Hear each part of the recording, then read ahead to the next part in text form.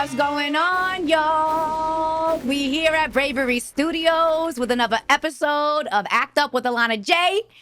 I'm so happy to be here today. I have an incredible, phenomenal human being as my guest today. She is a hip-hop historian, a hip-hop journalist, writes for The Source, a mother of a beautiful little girl. I was going to say baby girl, but she's not really a baby anymore, but she's your baby. Yes. Ladies and gentlemen, there's none of those here. Welcome, Courtney Brown, to the show. Hi, Courtney. A wonderful intro. I really enjoyed that. Thank you. Good. Thank you for having me. I'm Of happy to course. be here. We haven't seen each other in a very long Yes. time.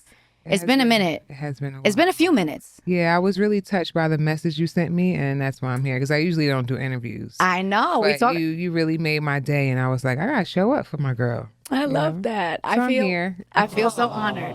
I feel so honored because you're a journalist, so it's a little different being on the other side Yes. and having people ask you the questions. You know. Yes, I never know. I don't know what you're gonna say, and I Me said, neither. feel free to ask me whatever you need to. Well, we about to Keep our fingers crossed. F around and find out. We could curse on here. I just censored myself for the moment. Okay, cool. I don't know if your daughter's gonna listen, so well, She knows her mama. she knows her mama. She does. I love that. So today, on the day that we are recording this episode, y'all, Yes. Diddy issued an apology for beating, well, not really for beating Cassie's ass. He really issued an apology for being found out, if we're being completely honest. He did. What are your thoughts, Courtney?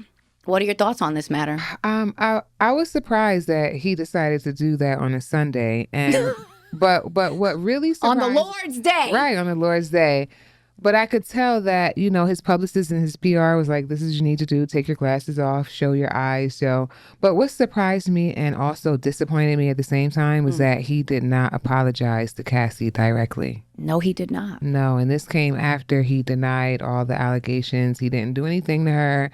People are chasing his money, and now we see that he owes her an apology. At the very least. Yeah. At the very least. Yeah. I mean, that whole video, I was in a dark place. I'm so sorry. I don't want forgiveness, but I'm sorry. He made it all about him. Well, 2 days later, they were on the red carpet attending an event. So I don't know when the rehab could have happened. Maybe he thought about it down the line. Right. But it's not giving honest. No. No. Not at all. No. And it's unfortunate because, I came up in the 90s and we saw a lot of crazy shit happen. A lot of people knew about things that happened and kept silent. People were trained to keep silent. For some reason, people thought snitching applied to regular individuals in the streets, or just at work at Walmart. But people saw things and they kept their mouths shut. And now this is a result from people finally speaking up and saying something, but then you have so many people who still don't believe what you're saying. There's still people who've seen the video, and I saw a comment today that said, well, it's not my business. It's not my business. Yeah, it's not my business. So I replied, and I just said, he said, I'm just concerned about my daughters and taking care of my kids and making sure my daughters are doing the right thing. The person in the comments said, not my business, because they started attacking him, right? Yeah. Usually I don't respond to people, but it depends. Like if I write an article, because I do a lot of the source's main articles. Yes. So I go into the Instagram and people are arguing about things that I've written. So sometimes I'll jump in there, just to let them know, like, what I think about it. And then when they argue with me, I'll say, well, I wrote it, so it's whatever I think. Really, Exactly. You could be mad all you want. Let's see if you could change it, Right. But it's just interesting to see the direction that these things are going now, that people are able to speak up and voice their opinion, right, and say and be things, exposed, and we couldn't do that before. We didn't have Instagram. Nope. Diddy's parties was wild back in the day too, but there was no cameras, and you were just happy to be there, sort of. Did you have to sign an NDA to get into those? No, you didn't. So you've been to some of them parties? Yeah, I've been, not to freak off parties. Okay. I didn't go to those. None of those, but my girlfriend, he managed her for a while. She was an artist? Yeah, she was an artist. Her name was Khalees. Khalees! Yes, Khalees. Shout out to Khalees, because she's definitely tuning in. Yeah, she probably is. So, yeah, during that time, we were outside. We were at the parties. We were at the Yeah. That's where we actually met Nas at a Diddy party. About what time? What's the timeline for this? Meeting Nas. And Khalees being managed by him and all that. Oh yeah. So they recorded some songs together. She recorded some songs with Diddy. I want to say, I'm not exactly sure on the timeline because it's real blurry, but around 2005, 2006, around there. Okay. They had like electronic type dance music together they were doing. So Diddy and Khalees. Yeah. Okay. Diddy and Khalees. So we would be in Daddy's house all the time. Wow. Just recording, and it was always something interesting going on. You know what I mean? Yeah. Interesting. Yeah, always something interesting going on. So when you're someone's friends, how you are privy to see certain things, and you're like, I always found it interesting, Yeah. And we just didn't talk about things back then. Right. And absolutely. I don't know if it's fair to be like, well, you guys can't say anything about what you experience. If it's fair to say that about people now? No, now for us to be able to speak about things that we've happened seen. then. Yeah, what would happen? Or why are you saying this now? Why are you bringing this up now? Well, because we feel like saying it now. I don't have a timeline on what I want to talk about. There's no statute of limitations on the truth. Yeah, and I basically talk about whatever I want when I want to talk about it. No one controls me. It's not like... That's why it was difficult for me working in the music industry, because I'm always going to say how I feel no matter what. You're not going to stop it. You're not going to stop me. It ain't happening. Absolutely. Like, I'm from the 90s where it's like, well, you ain't going to beat me neither. Yeah. So be mad. To that point, Courtney, we met at the Source. So let's just get the listeners on board with that. We met at the Source. Okay. You about to tell me a story about myself? I am. Because... like, dead ass, when I was at the Source, like, I mean, I still look up to you and admire you, but especially then, where I was at in my life, trying to figure shit out. I just came from a job in sales. I was lost in the Source. I wanted to do radio. That's what I studied in college. I wanted to do this. I wanted to take Angie Martinez's job, you know? I remember that. Yeah. And I think we may have done an interview on another show that I did mad long ago, but that's neither here nor there. But I remember being at an editorial meeting with you.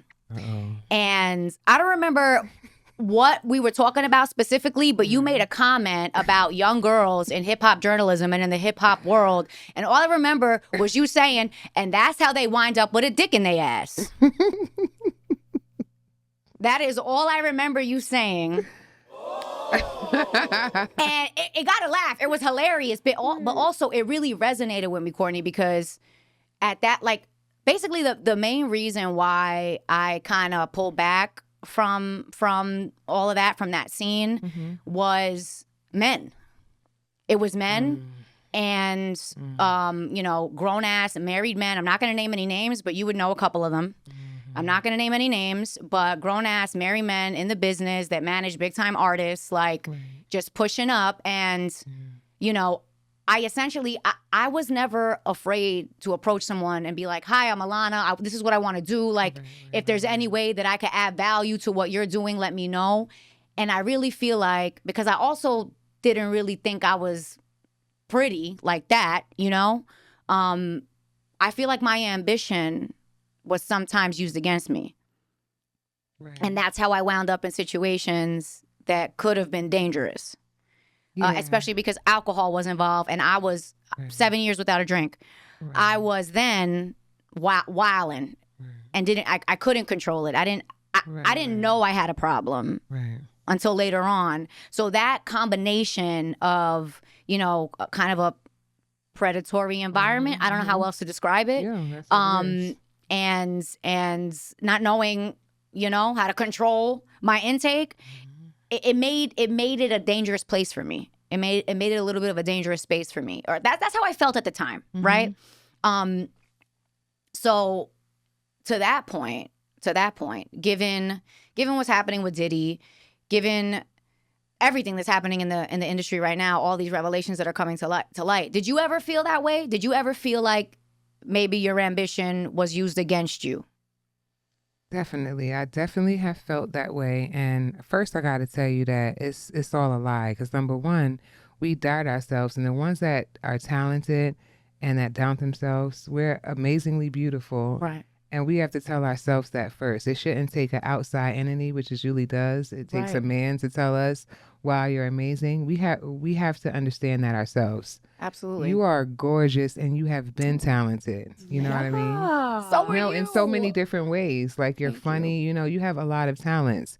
But when men see that you don't have someone that has your back, sometimes they do prey on that. And I have been in that situation coming up because I've had so many jobs. Yeah. Like I've been on tour for 7 years with artists, which is a whole nother thing in itself, to be on a tour bus, flying and taking care of men, and groupies are involved in situations like that. Any artists specifically that you can Oh, talk about? Yeah. I toured with Kweli for probably 7 years. He actually pulled me out of Rawkus. That's where he found me. I used to work at Rawkus Records. Oh, okay. And when they folded, he kind of was like, hey, come on and, work with me. So I was his assistant for a long time. And he ended up taking me on the road, and I learned all about the road and, doing road managing work and that sort of thing. I learned from him. And then I did a lot of touring with Khalees, just to be her support system, though, because that was like my friend. Yeah. And I had introduced her to Pharrell at that time when she got her deal. So she kind of felt like, oh, you got to come with me. Yeah. How did you and Khalees meet initially? We met at LaGuardia High School. I went there for summer school. And one day For what? I had got in trouble in high school and I needed to like catch up on some credits. Okay. So LaGuardia was offering like credits that I could take to catch up because I had not been going to school because I was working. That's why I was not going to school. Right. I had a full-time job as a manicurist. When people were being kids and in high school, I was doing the celebrities' nails. And On I was 125th, 14, right? 125th and the Mark 125. Shout out to everybody who know about the Mark 125. Okay, you got to really know your Harlem history if you know about the Mark 125. But that's where I'm from. And I did DJ a lot of DJs nails, a lot of actors and rappers. Big L was a friend of mine. He would come through and chill on the couch next to me while I was doing nails all the time. And a lot of people used to come through, and that's where I met DMX right there. And I met so many people there. I did Dr. Khalid Muhammad's nails there, and so many influential people came through the Mart that somehow they crossed my path, and I created relationships with them. And the Mart really shaped and molded my mind because it was all Black entrepreneurs. It was a Black African-American mall with all Black entrepreneurs. And this was from the 90s. This is where you get your rhinestone hats, your sprayed shirts, your graffiti shirts. Upstairs, you got the Jamaican food. You got a health restaurant. That's where I learned about vegan food back in the early 90s, right upstairs at the Mart.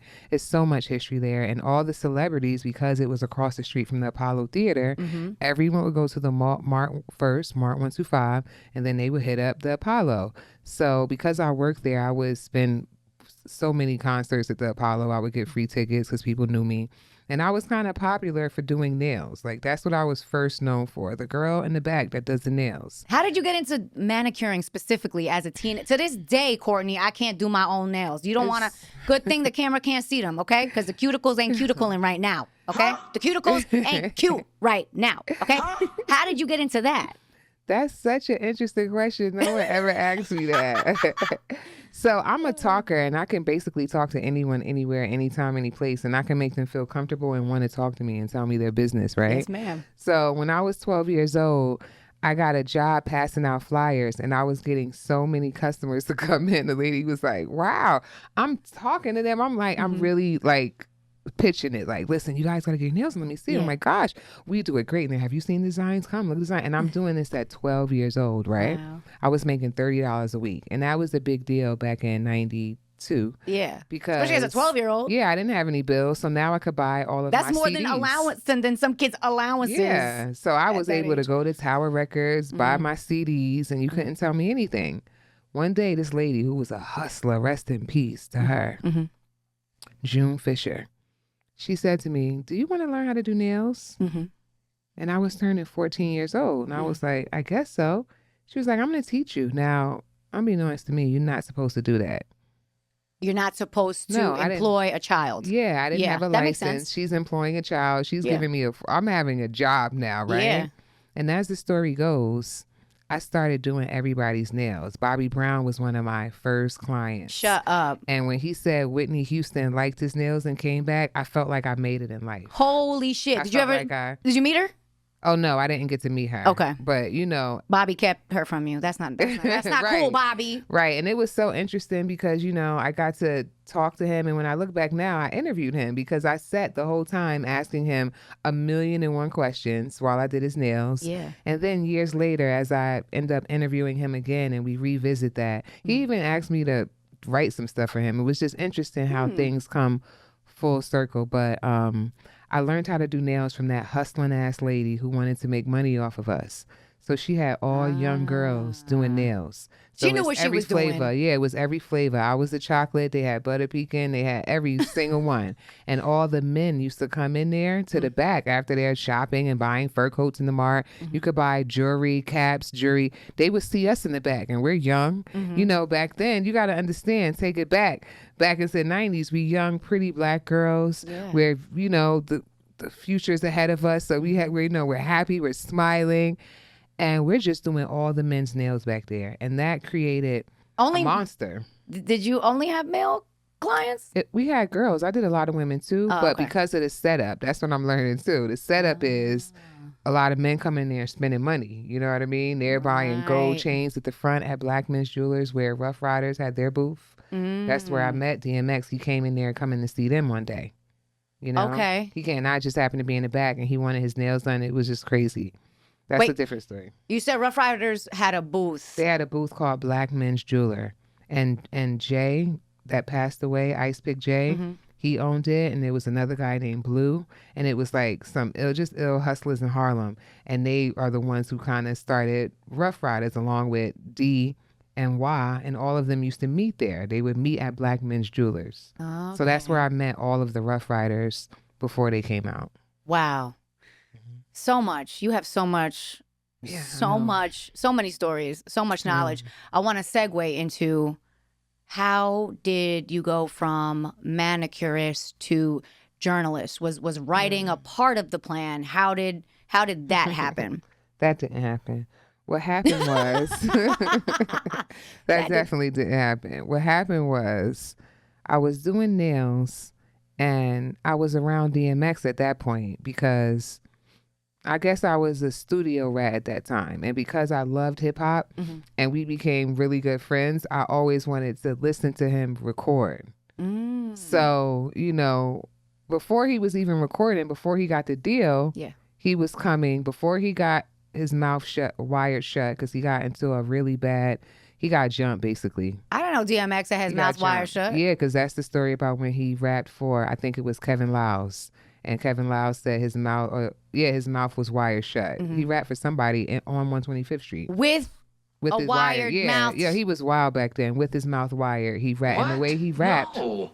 Like a freaking ventriloquist or some shit? He gave it his all. Bloody. It used to be dry blood in there. It was disgusting. I remember that shit. It's disgusting. Right. But before that, I had met him and he came in the mart and asked me to get his nails done. And I've been a hustler since 12, as you hear. Yeah. So I was eating and I told him, look, you got to wait until I'm done. I was like, sit in the booth. I put him in the booth and locked him in so he couldn't get out. And I sat and ate my food. How you lock someone in a booth? Because when you put them inside to sit down, there's a thing that you can latch down and you close it. Oh. So I closed it, you know, so that he wouldn't say, let me come back. I wanted the money too. But it's the end of the night. We're closing. I want to get this money too. I want all the money. You locked up DMX. Yeah, I did. I needed that extra little $20. And plus my boss wasn't there. I want to get any extra money I could get.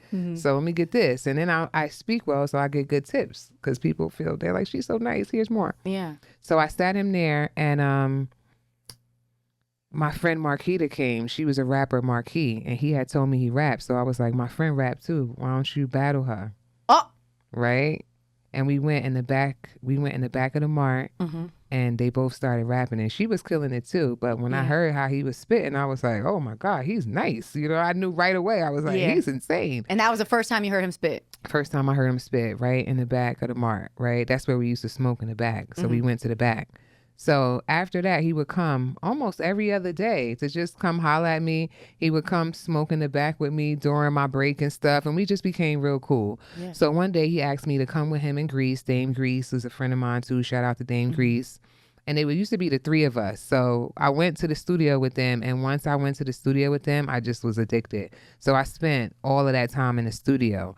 So he asked me to go on tour with him when he first got signed, and I was like, I was still young. Yeah. I'd recorded a song with How him. young at that point? I was. Uh-oh. No one else ever asked that. Right? No one ever asked that. I'm curious. How young, and did he know how young you were? Out of curiosity? Right. I was 17 years old, right? And Okay. if I remember, he was 28. And yes, he knew, because that was a point of, conversation all the time. Like, when you turn 18 again? What when you turn? So we was just cool, like that. And I'm the kind of girl that I'm like a guy's girl. So what happens is you end up really liking to kick it with me, like, damn, she know her music. And that's what started happening. That's what started happening. He was like, damn, nah, she really know. And Grease can contend to this, right? Yeah. So like we just started really vibing with the music, and I just was there the whole time. And like I have said in the past, he took me to my first day in college. He ended up becoming someone I could call if I needed help. You know what I mean? He got a good heart. And, his talent is insane. And I recorded a song with him called ATF for his first album. It was It's Dark and Hell is Hot. And I was in the studio that day, and I'm the only girl there as usual. And he was like, yo, I need you to do something for me real quick. Can you come in here? So I go inside the booth, and he tells me this whole story about something he's writing about, the ATF is knocking on his door. He tells me, I want you to pretend that, play my girl, and I'm going to tell you what to say. And, the cops is chasing me, but then at the end, it's all a dream, right? And I like the story, how he broke it down. I'm like, that's pretty creative. You came up with that? And I didn't know what to expect. So I went in the booth with him, and now that I know more about studios, it was interesting because he had me come in the booth with him and punch the line. Oh. Right? So basically, I'm in a big... What does that mean, punching the line, for anyone that doesn't know? That means that, like, he had me do the line in real time as he was rapping the verse. Okay. As opposed to him laying down the track and then you I going go in separately. there and then I add it. He had me go in the booth with him, and I remember complaining because it was so cold. It's always cold in the studio. He took off his You gotta stay awake. That's why it's cold. Right. He took off his Helly Hansen jacket and he put it over my shoulders, and then Grease drops the beat, right? Ding, ding, ding, and it's dark, just like I like it. And that's the thing, I used to always tell him I like those dark beats. I always used to tell him that, right? So when I hear the beat drop, I still don't know what to expect. He just told me what to do. Yeah. So I'm sitting there and I'm like, okay, I didn't hear the verse. I didn't hear what he wrote or anything. So he starts rapping the verse, and I'm really waking up now because I was asleep in the back. Because at this point, it's about 6:30 a.m. in the morning. Right? And this is this the night before you're supposed to start school? Yes, this is the day before I'm supposed to start college, right? And I'm telling him I gotta go. I was complaining all this. He's determined to finish these songs that he's working on. Yeah. So I'm watching him spit, and it was incredible because this song in particular that he's spitting is classic yelling DMX, right? And I'm standing next to him, and he is rapping like we on stage at Woodstock. You know what I mean? Wow. I'm like, oh my God, I almost missed the part because I'm watching him like, yo, you really could rap. And no one knows about DMX during this time. No one knows. Okay. The other shit hasn't dropped. 4321 hasn't dropped. None of that hasn't dropped, right? And I'm going back to the block telling my friends, yo, you don't understand. This nigga DMX, he about to take over, right? So my line comes up and I say, crack the safe, grab the bottle. What you want me to do? Right? Beep Carlos. And I became known for that. Wow. That's what I was known for. It didn't matter anything else I did. I'm in the hood. For them next few years, everybody was like, that's the girl from DMX album. Like, and it was hilarious that that's what I was known for. Did you get credit on that album? I definitely got credit. Okay, and I got a shout out on the album. And people always ask, did he pay me? You know what? X pay me on the low because he that kind of dude. You know what I'm saying? I have to go through no label or no nothing like that. Very generous guy. That's good. I'm glad. He gave you something for that. Yeah. I mean, it wasn't like I, reshaped the wheel. It was just one line. But because, and he didn't have to do that, but because he's a real dude, and I helped him with some other stuff as well. But, that's for later. But yeah, that's that's somebody I get a lot of my inspiration from, and seeing how hard he worked and how he gave it up. I've always patterned a lot of stuff after that. Like I said, it was 6:30 in the morning. Right. He don't give up, you know? He Yeah, don't I mean, give when up. you're in the studio and you got that flow going, you're in flow mode. They gotta finish. They Yeah. gotta finish. I've been in that situation too, like working with friends and stuff, and like needing to get up early in the Right. mornings to go Right. train a client or something. And Right. I'm like, I gotta be up in 3 hours. They're like, all right, well, I guess you're not sleeping. I'm like, Right. Right. So to I'm not built for this. Right.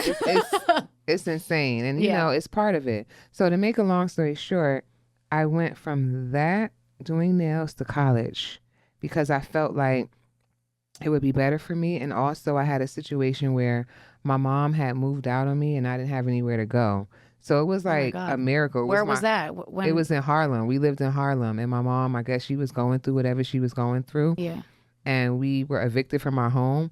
And I had to figure it out, boy. Now it's time to figure it out. You know, you graduating. And basically, that's when I really first learned that I had favor and God was watching over me. That's when I first knew, because I lined up certain things. There was no way that this could just happen. This was not Right. by accident. It was literally divine intervention. Yeah. I had nowhere to live, and then I applied to this school because my counselor told me to. And she was like, oh, they're doing a scholarship. It's a HEOP program, and they're only picking 14 kids out of 800. You could try and see what happens. So I apply for this program, and I go to do the interview, and I meet this guy, Curtis Linton, happened to be the only black guy there. And I'm At the interview for the school? Yeah, at the interview for for the school, right? Yep. And I had my hair half braided. And I was like, I know I look crazy. The girl didn't finish my hair, but trust me, you guys need me here at this school. It was a beautiful school on the river. It was College of Mount St. Vincent on the Hudson River. And I was looking You say like, was? Is it not there anymore? No, it's, Oh, I okay. was just saying, because this was, 97, Oh, okay, right? okay.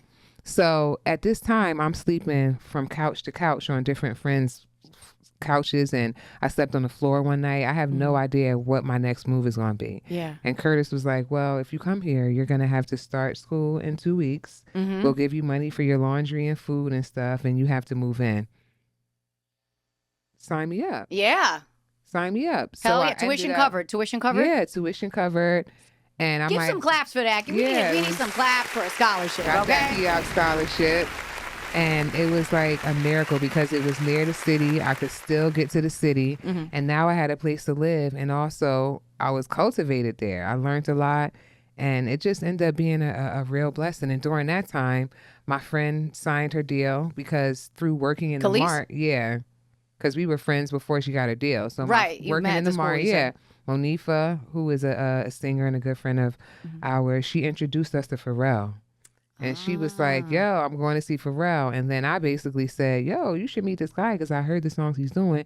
He's really futuristic, like kind of yes style. I think let's just go meet him. So DMX and Pharrell, you talking about? No, this is Khalees and Pharrell. Oh, Khalees and Pharrell. Okay. Right. And this is through working at the mart. This is how I met him.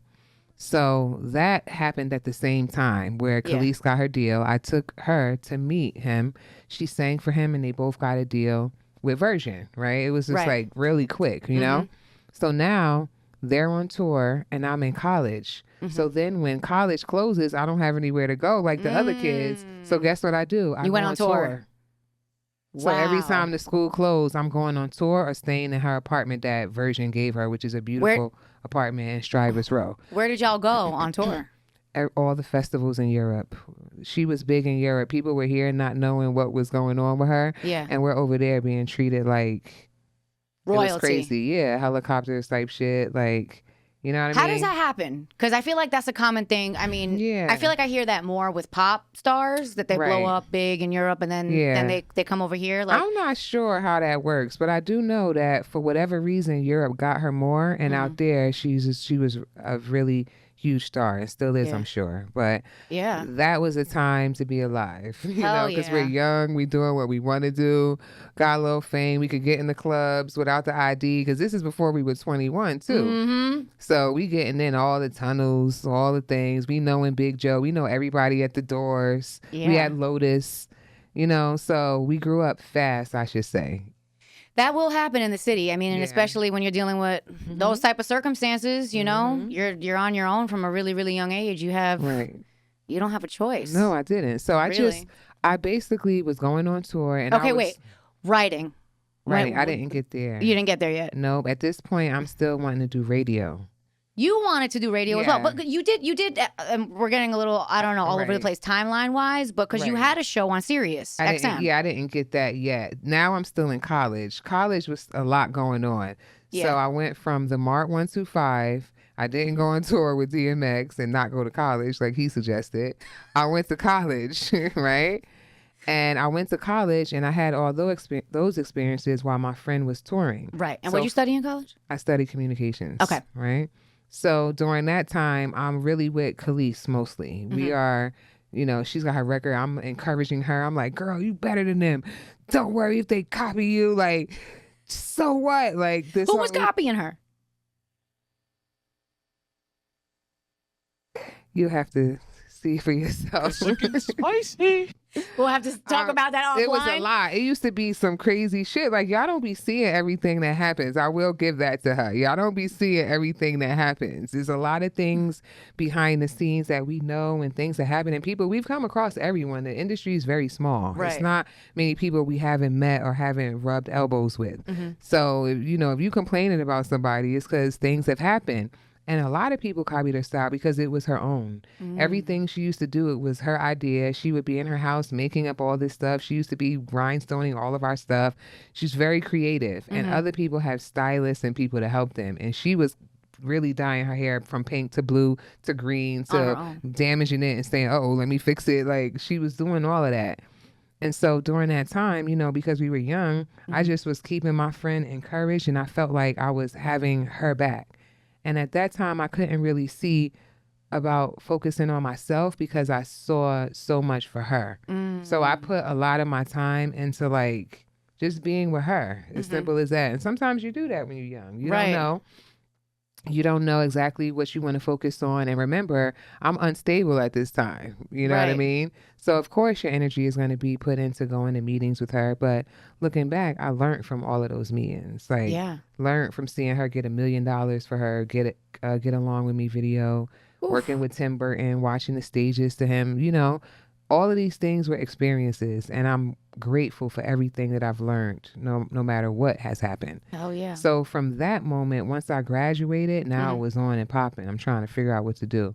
So I went to Raucous Records and I started working at this record label.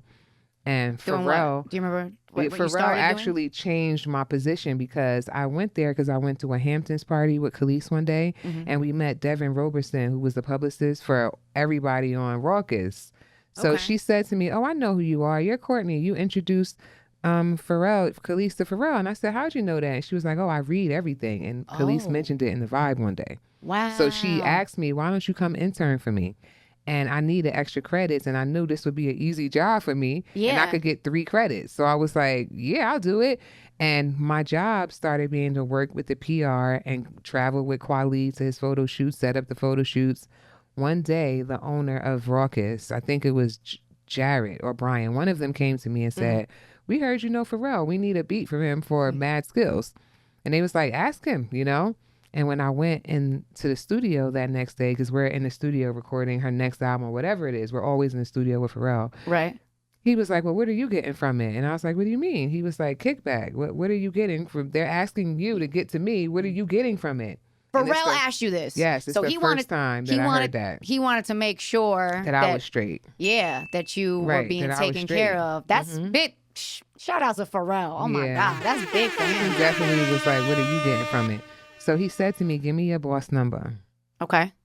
I was like, huh? He was like, give me I want to talk to him. So I said, okay. I gave him the number. The next day when I came in, they called me into the office. They was like, oh, you must be really cool with Pharrell. I was like, why? They was like, because we was on the phone with him for a while and he was telling us we need to move you into a different department. He said she has the ear. She need to be in the A&R department, right? Ooh.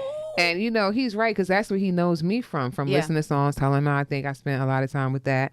But basically that's when I started getting paid from them, when Pharrell called them. When he called, that's when they started saying, oh, can you do this? Thank you, Marv. That's what we needed. Pharrell got Courtney to the back. I mean, you were the plug. You were the plug. And how old were you? You were in college still, right? Yeah, I was about 21. Yeah. 21. And you had the access that the head of the record label needed to one of the greatest And I didn't producers of all think, time. I didn't think anything of it. But now that I'm older, I realize that is valuable. Hell yeah. That is currency. Yeah. Relationships are currency. That's something like I'm trying to work on myself, you know, like how, because I connect a lot of dots too. I mean, not no Pharrell dots. I don't got no Pharrell dots. I didn't know it was going to be a Pharrell dot. I just knew Yeah. he was extremely talented when I first met him. And I liked, and then I started being his studio rat. Because now, at around that time, he is doing incredible stuff. He's convincing every artist that comes in the studio to let him do the hook. And I would watch him convince them to do that. And I'm like, how do you do that? Like, they don't know who you are. You're not popular in the sense that people know who you are. But he would write the hook. He would get in there and start doing this. And next thing you know, they would be like, yeah, that's how I like it. Do you remember any of the artists at that time? Lots of them. LL Cool J. Noriega, you know, I was around a lot for that. Even the Ray J song, when that started from like, oh, I bet you can't make Ray J a hit. And Well, wait a minute. Yeah, and then he made Ray J a hit. Wow. Who said you can't make Ray J a hit? It was like some talk in the studio. It was like, you know. Shade. Yeah. But so many, just his NERD records. I'm watching him play drums. I'm watching him sing. I'm watching him write. To be around that greatness, it affects you. Yeah. It affects you, you know? And I'm grateful I got to see that too, because that set a standard for me. You know, I remember one day, and also I gotta give Pharrell, you know, so much credit because he introduced me to Royce, and Royce is like my brother. Royce the 5'9"? Yes, Royce the 5'9" is like, I can't even say like, he is my brother. I love that. He is my brother. He's incredibly talented. Yeah, talented and a good person. And you don't meet that in the industry, which is why I pulled back from most of these industry people, because it's like they a little bit shaky. But he's like one of the most honest, truest person I've ever met in my life. I love to hear that. We cannot even ever talk about music. We genuinely care about each other. So Pharrell introduced me to him. One day he calls me and he says, listen, I want you to hear this record. I got this guy from Detroit. Can you come down here? And he was specifically calling me about this record. Yeah. So I'm thinking, okay, you know, it must be something. Let me go down there. So I go, which I think it was Right Track. I go down to Right Track, and, you know, Royce's manager's in there, and then he plays a song. And when he's done, he has my homegirl Marquita on there, the same one that battled DMX. Oh. Yeah. So when I said, it's all right. I like Marquita verse better, right? Not knowing that it would make everyone gag. The manager's telling him what he's happening. By the time I meet Royce, he was like, I did not like you. You know what I mean? By the time I finally meet him, he's like, I didn't like you. I heard what you said and blah, blah, blah. But we end up being the closest of friends. But you're allowed to have that opinion, though. I know. He was just, his ego was bruised. Well, people always like, who is this girl? Anytime I come with an opinion about hip hop or music and people don't know who I am, and someone's saying, yo, ask see what she think. They're just like, well, who the fuck is you? And, you know, and he told me later, like, that's what I was thinking. Like, who the fuck is she judging my song, you know? Right. How dare she? And and Pharrell used to say, Courtney, you do it better. Yeah. Did he say that? You do it better. Okay. No, he's super, he's like, he treat me like a little sister. Yeah. So he's sensitive. Can't nobody do or say shit about me. I mean, artists in general, we're all sensitive. So I guess that would probably rub me the wrong way too. I don't know if I would have said something, but you know, he's a dude talking to a chick. You know, he couldn't hide it when I met him too. He definitely had an attitude. He was not being nice at all. I ain't know why too, because I'm always saying how I feel, you know. But then that same thing is what he ended up loving about me. You know what I mean? Of course. The same exact thing is what he ended up loving. That's happened to me with a lot of people in my life. A lot of people in my life. Like, I'm like, at first, like, ooh, you're too much. And that's because I'm too much. So I see my too muchness in you. And then I'm like, oh, wait. I'm being a hypocrite, because that's what people say about me. And that's exactly what I love about you. So not you specifically, the proverbial you, but you know what I'm saying. You know what I'm saying? So you were in the studio for a lot of years. Even years. more after that. Classics. Classics. Can you recall like some of your favorite studio set, like some of the records that we would know that you were in the studio for, that you had, there's like a crazy backstory, or not crazy, but you know, memorable backstory for, memorable behind the scenes moments. Right. I mean, I guess Get At Me Dog, when DMX recorded that, it was different because Biggie had just passed. The music was different. It was more player style, and he made it street. Were they friends? No, he didn't know him, because I remember we was driving down 125th in this convertible, and I'm explaining to him why I feel Biggie is the best ever, right? And You're saying this to DMX? Yes, I'm telling DMX this, and he is like, he started yo, barking. I'm the best. That's what he's saying. I'm the Yeah. best. I don't care. And no one knew who he was at that time. You know what I'm saying? He didn't have any songs out, and he's telling me like, I'm the best. And I look at back that now, and I'm like, yo, look at how on point he was. Even if I didn't feel that shit, he's saying it, he spoke it, he made it real by verbalizing it. Right. And he letting you know, I don't care what happened before, I'm the best, and I'm going to make sure y'all know. You know what I mean? Yeah. So I learned from that because he kept saying it until people did consider him the best. Hell yeah. And he had a hard background. Like we've spoken about so many things that he's been through. He had a really difficult life, and to see where he was at that time, he always had a dog with him too. So he would come to 125th. Pitbull? Usually a pit bull. Okay. Always a dog. I had to confirm. You know, I had to Right. confirm. Always a dog. This was before he was famous. Always had a dog. Yeah. So Get At Me Dog was interesting because when he was recording that and he was doing the barks in the studio, I wasn't sure about it because they didn't put the songs together yet. So I'm wasn't hearing him mixed. playing with it. Yeah, they didn't put it together. So I'm hearing him in the booth and I'm hearing him doing the barks. And mind you, if you go back and listen to that song and take away everything and just hear him doing the barks, it's a little odd if it's new. It's new, and I'm trained, I'm listening to something else at the time. I think Mace. So like I said, he really steered hip hop at that time because Mace is fancy and X don't like nothing like that. Not saying he didn't like Mace, but he doesn't like anything fake. It's real important to him to be real and honest. Yeah. No matter what, okay? If it's going to hurt your feelings, he has said shit to hurt my feelings. Really? And I appreciate it. Like what? That I don't even want to get into because that's like... Damn it! Yeah, Okay. that part I can't, you know? But yeah, I like... Now looking back, I'm like, I'm glad he did that because you kept it real, you know? And I'd rather you give it to me that way than fake it, you know? Right. Well, So I appreciated that session. Was a good one. were you around for any of some of these more vulnerable moments in his life? Like, aside from the studio and cruising down 125th in the convertible, like, because Like, what you mean vulnerable? his struggles, his Right. like, was there Right, ever a right. point in time, Courtney, where like you were like, yo, ex, I'm worried about you? No, because certain people that do drugs don't go around certain people that they know is going to feel a certain way when they do drugs. So when he would come around me is when he was clean. Even in the beginning, he had issues before he was famous Yeah. that we spoke about when I know him in the Mart when he's coming to see me. Yeah. But he was on the up and up at that time. He had just got signed by Russell. Russell sent him down south to finish the record after he got stomped. Russell Simmons? Yeah, because they looked at him like, you just got stomped out and you're my new artist. You can't do this. So Why they did he sent get him stomped away. out? He said something about somebody that he robbed in the past that saw him. Okay, and then So, yeah, like a retaliation kind of thing. 'Cause Got that's it. what I was asking, too, because he came to my job with bloody Timbs on whew, and his mouth wired. And I'm not like, to the "What nail happened?" salon. Yeah, he definitely did. Came to the Mart, and I was like, what happened? So he always was into something around that time. So they wanted to keep him safe. They sent him down south, and the rest is history because it was nonstop DMX when that record came out because it was this and then this, and then he's doing a movie, and it's that. And I was like, oh my gosh, I'm in college watching this shit unfold, and it's crazy because I was just telling everybody when I was in high school. And Yeah. now all through college, everyone is DMX, Right. DMX, you know? So it's always interesting to watch that unfold. I literally, well, I can't imagine, but not as close as you were to DMX. Not as close as you were to DMX, seeing somebody unfold. I actually went completely opposite direction of hip hop right now. But my freshman year, I went to school with Lady Gaga. Wow. Real Which one name, was that? Stephanie Germanata. That's her real name. Shout out to Steph. She's listening.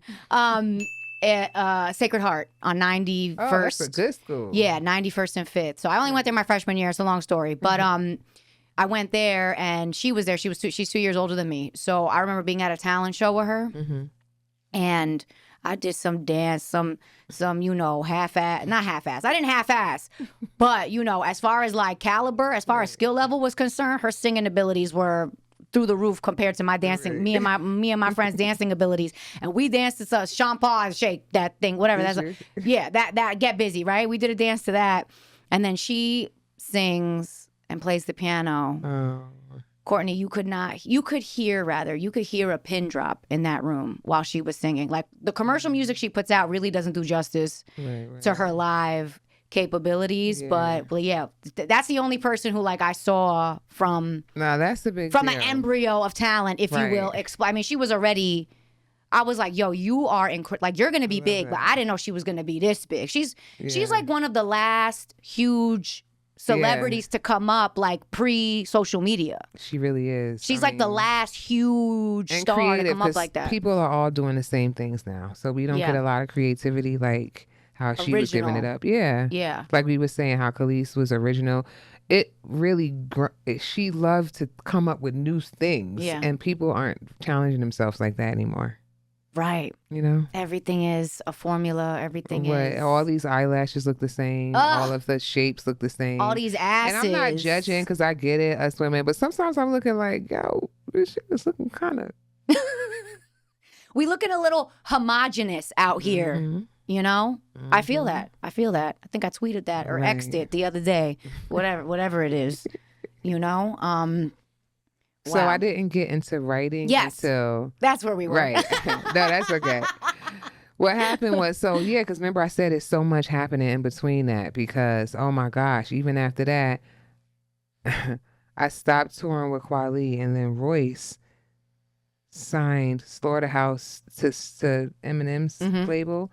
So, Aftermath? Yeah. No. It was Shady Records. So then he was like, come on, sis, come tour with me. You know what I'm saying?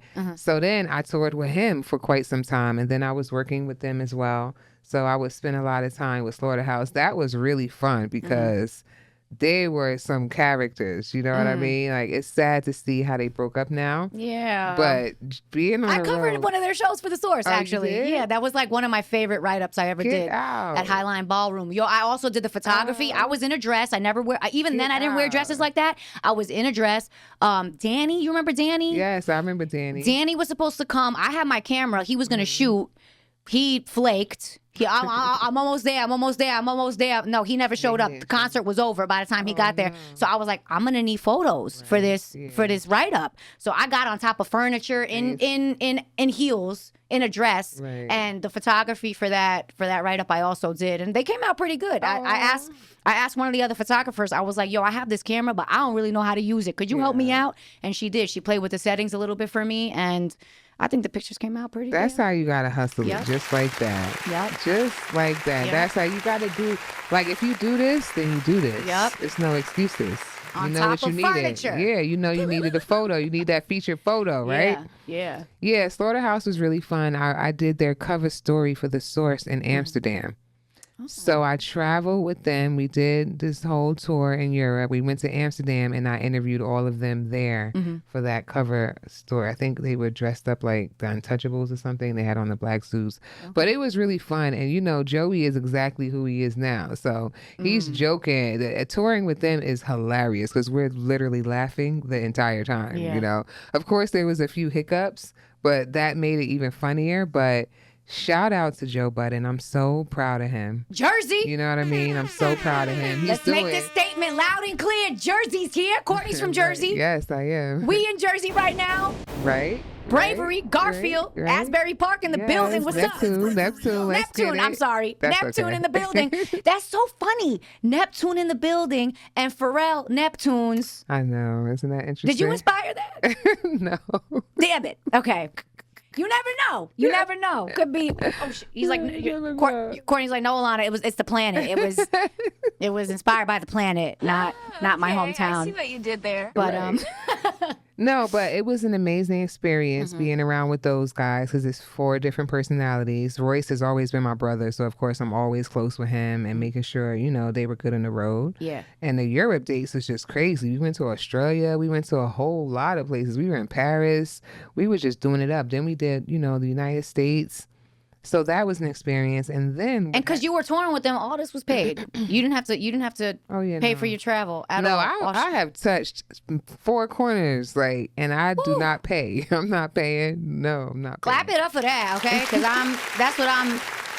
I'm trying to travel the world on someone else's dime. Okay. It's always a way. Okay, but wait, how did you wind up at the source? Did we talk about that? No, that's an interesting story too. Well, how we got at the source was Kim. I had been trying to get Kim's attention for a long time. Kim Osorio. Yeah, Kim former Osorio. editor-in-chief. Yes, former of the editor-in-chief. And she never paid me any mind because she was always busy.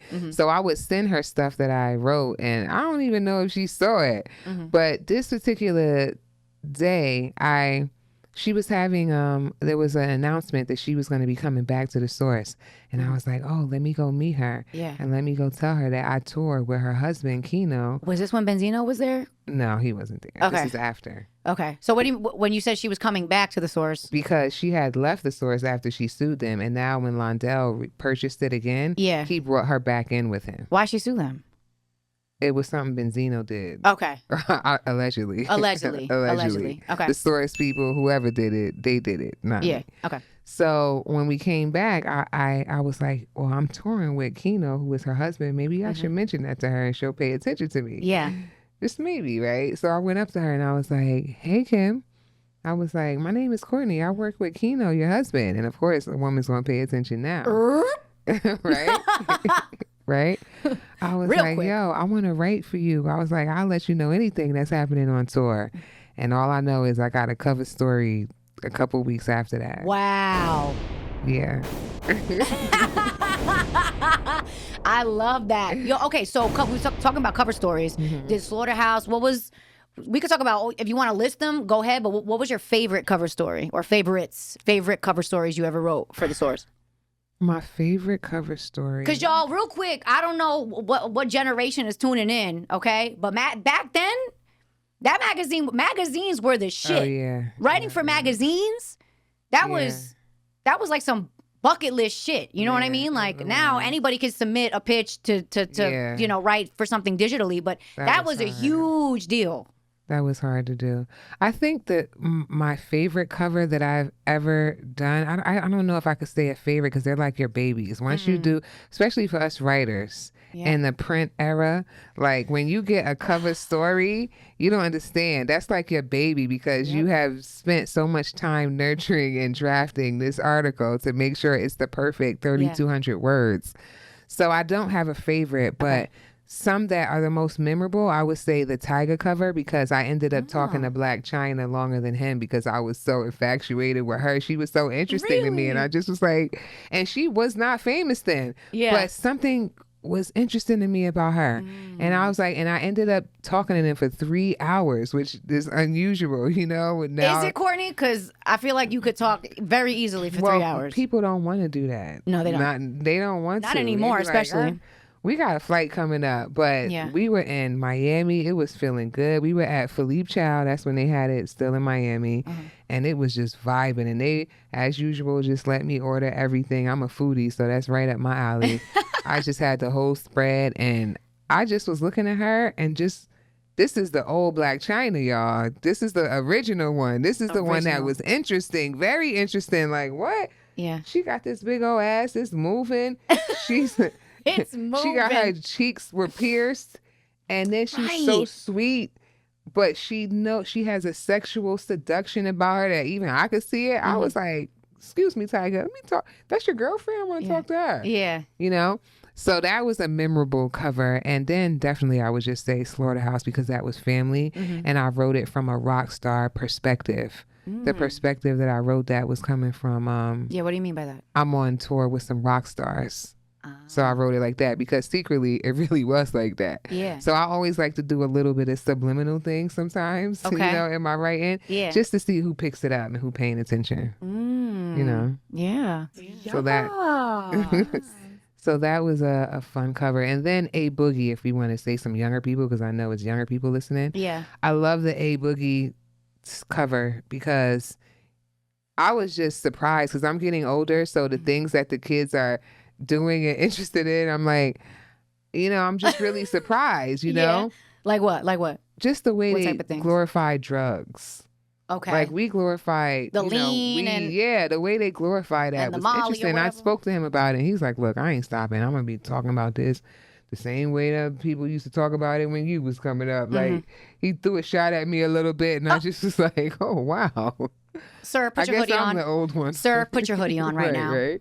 Don't do that. But it's always funny. It's always funny when Yeah. people that are young don't realize you'll be this age one day. Oh. soon. You know? Oh my gosh.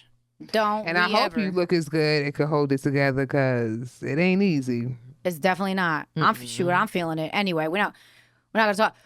I am young and I am thriving. That's what J-Lo tells herself every day. So I'm gonna take a page from her Is book. that working though? Because I saw her. And it's like, oh my gosh. I mean, Liz Sooner, she's what, 55? She looks good, but I'm realizing it's stuff because I went to interview her for that movie she did where it was like the stripper. She was playing Hustler? like a stripper. Hustlers? Yeah. And I just was looking at her like, do-do-do-do-do, because you know the way we grew up, the way they talk about J-Lo, you know? Yeah. I'm not here bashing a woman. I'm just saying it wasn't what I expected. Interesting. I mean, I'm sure Yeah. she gets help for Yeah. when she needs to be seen, you know? Right. Whatever. Right. Non-surgical, That surgical. makeup is a thing, boy. Shout out to makeup. But like, there's all types of blood facials. Yep. I want to try one. I'm not gonna lie. I want to try one. Right. Did you know of this? Where they take? I did hear about that. I'm scared though because someone just got HIV recently. Oh, He great. said, "Oh, Excellent. look, Google that story. It's kind of deep." I'm like, "Well, how?" I mean, did people ever get HIV from tattoos and stuff too? It's probably. I don't know. I'm not sure. I don't have any tattoos, so I can't. I have no idea. I have tattoos and I don't have HIV because I do regularly test myself. So I'm just scared of pain, so that's why I can't do a tattoo. Oh, I fainted sitting in a chair getting this on my See? foot. That's all I need to hear. I went from here to here. Dead ass. It was absurd. Well, it's very But pretty. thank you. I love it. It was a cover up too. I love it. See it? Can you see it? They're flowers. Como la flor. We got to Anyway. charge for that now. You showing feet. Yeah. Oh, yeah. I'm going to put that on the Patreon. Marv, we're going to take that out, and that's going to be exclusive paid content. Okay, Courtney. So Yes. I'm going to ask what maybe some people are thinking. I mean, I know you were on a couple of tracks. You were on a couple of tracks with DMX, and you were on a track with Talib, right? As well. Did I? Yeah.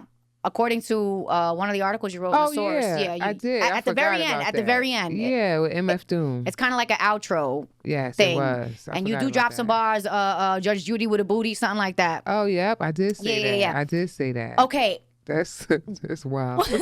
Was that ever an aspiration to spit? Or a lot of people do wonder that. Yeah. Like some of my friends, like one of my girls was like, were you around us because you wanted to rap? right. And actually, no. What happened was when you were around a lot of MCs, like I've ended up in Cypher sometimes because I'm standing there and Yeah. it's dudes rhyming. I'm the only girl and they kind of pass that shit to me. So I'll just spit something, you Yeah. know? But I never wanted to be a rapper or like continue a career like that. I just like writing and I have written stuff for other people before.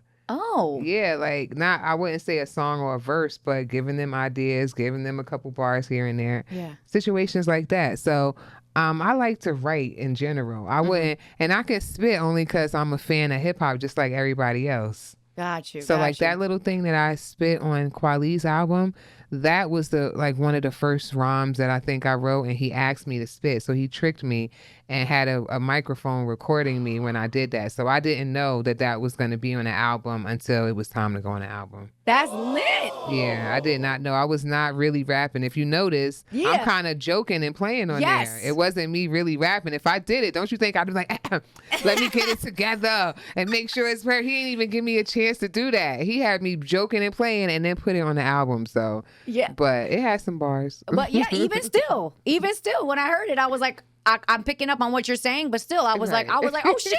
Okay, Courtney. I didn't know. I love that. Yeah, I like to write and I'm like a fan of lyrics. Got you. Yeah. What's your favorite song? Do you have a favorite song? I don't, but like if you're asking me like a hip hop song, something that comes to mind, what I like, I'll probably go to Self-Destruction or something like that, you know? Something that had a whole bunch of people that I liked on there rapping. Like I love the era of Heavy D, MC Light, you know? Biggie obviously is my favorite because to me he can't be touched. I'm looking at just different elements in rap, how he enunciates the bars, the lyrics, the wittiness. He to me has everything that it takes to be a full artist. Did you beat him? I met him once, and it wasn't the way I wanted to. Like, I didn't get to hang out and chill with him. Because everyone who knows him is like, Courtney, he would have loved you. You guys, I wish you guys would have met. But I was on 125th coming out of the Mart one day. I was about 15 years old. Okay. And I was going into the liquor store. I know. That's why I know. It's terrible. Listen, I was there too at 15. But why they let 15-year-olds go in the liquor store? In New That's the York- bigger question. In New you know? York, I had braces and everything. Bought me a Smirnoff Ice 6-pack, looking 11, and I'm 13. I'm in the damn liquor store, and I see a champagne Land Cruiser pull up, right? And it's on 7th and 125th Street. And I look, and the window rolled down, and I see Biggie. And so I screamed, Biggie! And he looked at me, and he goes, shh. Just like that. Stop it. Yeah, and I was like, and then he had a girl come out of the car, and she came in and bought Hennessy. Because, now I'm like... Yeah. It was like a skank girl. She jumped out like, party getting started now, motherfuckers. Did you say it like a skank girl? A stank? Yeah, like skank, meaning like she had the boom boom shorts. Okay, because that was skanky back then. Now that's called your dinner outfit. But back then, now that's called going to the bodega. Right, but back then that was skanky. Like if you had your titties, stomach, and everything out, and that's how she had it on. You know what I mean? Yeah. So she got the Hennessy, jumped in the car, and pulled off. And I respected it too because had everyone noticed, everyone would have swamped him. I'm the only one who noticed because I have an eagle eye, and because I'm a huge Biggie fan. So all he had to do was lower the window for me to be like, Biggie, you know what I'm saying? Yeah. I mean, shoot, I'm pretty sure you spotted French Montana on the way here. So yeah, I have a good eye, pretty much. So yeah, no, I didn't get to meet Biggie, but I think it's better that way. I've met a lot of people that I admired, and I end up not liking them after my encounter with them, That is very interesting. I mean, they say don't meet your idols, right? Don't do it. So I'm glad I didn't get to hang Who with are the Biggie. best and maybe not so best, if you're willing to share? I can't even say the not so best because I'm going to have beef, and then it's going to be like, why you say that? Especially the tough guys, because it's a tough guy. You know what I mean? Crazy. I really don't like that guy. Yeah, I really don't. And the thing is, it's always the tough guys. And the thing is, I'm from Harlem back in the day when girls were scrapping. So I'm not scared of you. So if you try to intimidate me or think you're going to bark on me or raise your voice, that don't really fly over here with me. You know what I'm saying? Yeah. That don't fly. Number one, I'm not scared of you. And plus, niggas ain't going to let you disrespect me. That's first off. So, yeah, I try to not even get in them situations. So I won't say who was the worst, but it was a rapper for sure. Okay. All right. My next question, flipping off of that, who are some of the people that you still have, obviously Royce the 5'9", who are some of the other people that you still maintain relationships with in the industry that you came up with? Right. Well, I don't know if I would say it's that I don't maintain relationships. It's just that I am a mother now and a wife. And I put so much of my energy into creating this life that I didn't have, that I've been spending so much time. So some people, it's like when you don't see your friends for a long time, but when you bump into them, it's like you never left. Just like if I see Pharrell, which I've seen him not too long ago, it's like we never left, because we have lives, he has children. So I don't really bump heads with a lot of people, except maybe Royce, because he got a whole bunch of kids and I have a kid, so we bring our kids together and we also spend time together. Oh, that's but, sweet. Yeah, but for the most part, probably just him now that I think about it. Okay.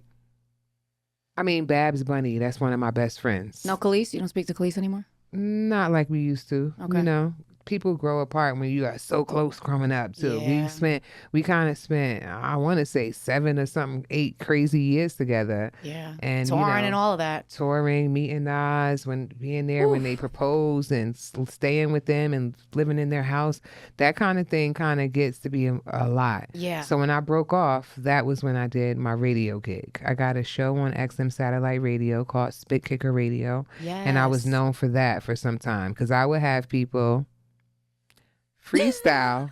How does that look? Because now, now they have other famous DJs doing their freestyles on their radio shows. But if you do your research, you'll see I've been doing that. I had so many artists coming up. I used to have famous DJs come DJ for me.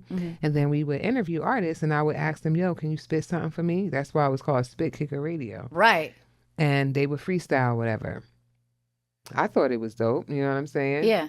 So then when it came about later and everyone was like, this is so cool. Not saying that you can't have a show with people freestyling, but I was able to get people to rhyme, and that's hard to do. Yeah. I know a lot of artists. You ain't going to just get them on the show and be like, spit right now. Did they know that you were going to ask them No, they before the didn't show? know. You just They put never them on the knew. spot. I They never definitely- knew. Yep, never knew. I always put them on the spot, and they always rapped. But eventually, people tuning into your show, knowing that was a part of it, I'm sure Yep. the artist eventually knew. And beforehand our at show some was point. second under Snoop Dogg. He had the #1 show. I had the #2 show. And it was me, Mr. Lynn, and Bones Malone. And we were the three amigos with S. Dot. He was our sidekick. And we had a really good situation going on before XM folded. And once XM folded, that's when I didn't continue to pursue because it went into the podcast route. And Ebro, who I went to talk to, was also a good friend of mine at the time. He told me, Court, you got to get into the podcast. He said that before it popped off. Right. He said, forget this radio. I came to him like, I need to be here, Hot 97. He was like, no, you don't. No, you don't. You need to do a podcast. And I was like, ah. And then Billy Dan's had me do, I still speak to him as well. Billy Dan's had me do a podcast for him. He was like, listen, I'm telling you, you could do this. We're going to do this. And then I was traveling with him and doing, he would do concerts and have me host a party. He just knew how to get money in my pocket so many different ways. That's nice. Now, Billy Dan, shout out to him. He always put a check in my pocket. Shout out to Billy Dan. Billy Dollars Dan. Yeah, that's MOP for real. So, so like I said, you ain't just doing whatever you want with me. Is that something that you're still not open to? What? Like doing your own podcast? I mean, I know I got you here. Right. It's funny you say that because people have been asking me that a lot lately. Like, listen, Court, you have so much to talk about. And it's something I would consider now. It's just for me and the Virgo that I am when I'm a Virgo too. You are. I That's think why we that's why. Virgos are perfectionists. You know how we do. Too much. To a fault sometimes. To a fault for sure. But I feel like when things are oversaturated, I have to come from a different angle. I have to be doing something different that is not typical. And sometimes that could be a downfall, but I feel not for me. I feel like I'm never going to fall off as long as I can speak and grab this mic and I have my pen. It's endless what I could do. It absolutely is. It absolutely is. But unfortunately, we got to bring this to an end. Unfortunately. So before we do, I just want to ask you something. Well, a couple of things. Okay. I like to offer something of value to the listeners. Something that, and we did talk about this a little bit in the car on the way here. I call it a God shot. What is something, whether it's a tool or either a tool or something actionable that the listeners should do that they can implement today to become 1% better every day thereafter? This is a really important thing I think that everyone should know. And I tell my grandmother that she's 105, right? What? Yeah, she is. You going to see? That's where you're going to Neptune to see. Yeah, she's going to Neptune. Granny. Neptune, New Jersey, folks, not the planet. Right. Okay. It's important that you only speak good on yourself and you're careful of your words. You don't say things about yourself that are bad. You speak bad on yourself. Words are molecules and atoms. They become real and you make them real once you say them and speak them. So let's just today focus on saying what we do want to happen and go test the theory out on small things and see if it works. So I might say, I'm going to make this light or I'm going to get there about 4:30 just to see. Yeah. I'm going to speak it out and say and see how that works. Yeah. It works the same way opposite. If you say I'm not going to make it on time, you ain't going to make it on time. If you say I'm feeling sick, you sick. As opposed to I'm feeling better. I'm going to drink this stuff so that I can feel like 100% tomorrow, you know? We just have to reword the things that we say and speak life into ourselves and not the opposite. Love that. And I definitely needed to hear that today. So thank you so much for saying that. Thank you for having me. Of course. And the last thing that I want to ask you, what would you, if your life was a book right now, and I know you probably, if you haven't started writing one, I know it's going to happen at some point. What would you name this chapter in your life right now? The chapter that I'm in right now, I would definitely call happiness. I love that so much. Well, Courtney, I love you so much. Thank you so Thank you. much. I love you too. And I'm so proud of you too. Thank You never you. stop. Whatever we want to do, we can continue to do. Yes, It ma'am. never stops. We never too old. I'm still here right now. I'm still rocking. You don't know what I'm going to do next time. My best is yet to come, and so is yours. Amen. Our woman. Speaking it into existence, y'all. That's what we're going to do today, every day, moving forward. On that note, y'all, I'm Alana. This has been Courtney. This has been another episode of Act Up with Alana J. See you next time. Peace.